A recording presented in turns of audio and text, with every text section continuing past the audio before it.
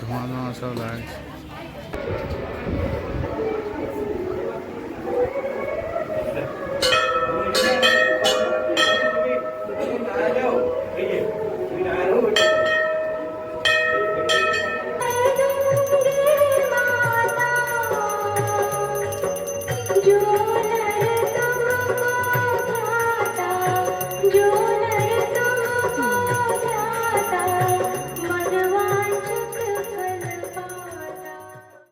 নমস্কার, কেমন আছেন আপনারা?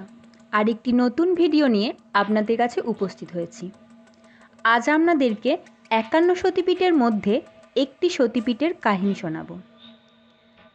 হ্যাঁ, ছবিটি দেখে আপনারা বুঝতেই পাচ্ছেন আমি কোন সতীপীঠের কথা বলছি। কঙ্কালীতলা। বীরভূম জেলার বোলপুর থেকে ৯ কিলোমিটার দূরে কোপাই নদীর তীরে সতীপীঠ কঙ্কালীতলা অবস্থিত। চৈত্র সংক্রান্তিতে মা কঙ্কালী প্রকাশ পেয়েছিলেন। তন্ত্র চূড়ামতির মতে এটি ২৮ নম্বর সতীপীঠ। প্রাচীনকালে এই জায়গাটি কাঞ্চি নামে প্রসিদ্ধ ছিল। এখানে সতীর অস্থি পড়েছিল, সেই কারণে এই পীঠের নাম হয় কঙ্কালীতলা। আবার ভারতচন্দ্রের অন্নদামঙ্গল কাব্যগ্রন্থে লেখা রয়েছে এখানে সতীর কটিদেশ বা কোমরের অংশটি পড়েছিল। এই সতীপীঠে দেবীর ভৈরব রুরু নামে পূজিত হয়। দেবীর মন্দির সংলগ্ন একটি কুণ্ডু রয়েছে। কুণ্ডুর মধ্যে কয়েকটি প্রস্তর খণ্ড আছে। সাধকদের মতে দেবীর দেহের অংশ এই প্রস্তরখণ্ডগুলি। এই প্রস্তরখণ্ডগুলি চৈত্র সংক্রান্তিতে তোলা হয় ও পুজোর পর সেগুলি পুনরায় কুণ্ডর জলে ডুবিয়ে দেওয়া হয়। কথিত আছে কঙ্কালীতলা কুণ্ডের সঙ্গে কাশীর মণিকর্ণিকার ঘাটের সরাসরি সংযোগ আছে।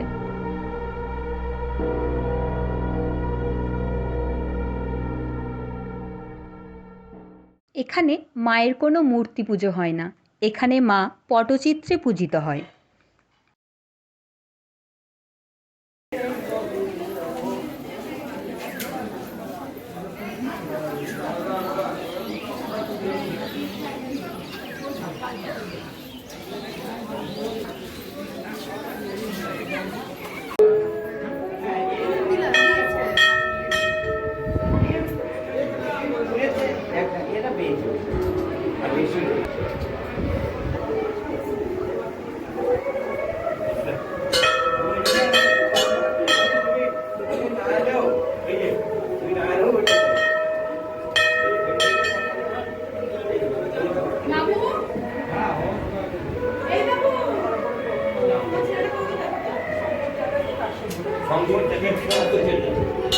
আপনারা চৈত্র সংক্রান্তি তিথিতে কঙ্কালীতলা আসতে পারেন। এখানে কঙ্কালী মায়ের বড় করে পূজা হয় এবং মেলাও বসে। আরেকটি বিশেষ দিন রয়েছে, সেই দিনটি হলো দুর্গাপুজোর ত্রয়োদশীর দিন এখানে কুমারী পুজো হয়ে থাকে। জানা যায় কঙ্কালীতলা পঞ্চায়েতের কাপাসটিকুড়ি গ্রামে চট্টোপাধ্যায় পরিবারের সদস্য ৪৪ বছর আগে স্বপ্নাদেশ পেয়ে কুমারী পুজোর সিদ্ধান্ত নেন। তারপর কঙ্কালীতলায় বুদ্ধদেব চট্টোপাধ্যায়ের প্রতিষ্ঠিত পঞ্চবাটি বটগাছের নিচে ৫১ জন কুমারীকে পুজো করা শুরু হয়।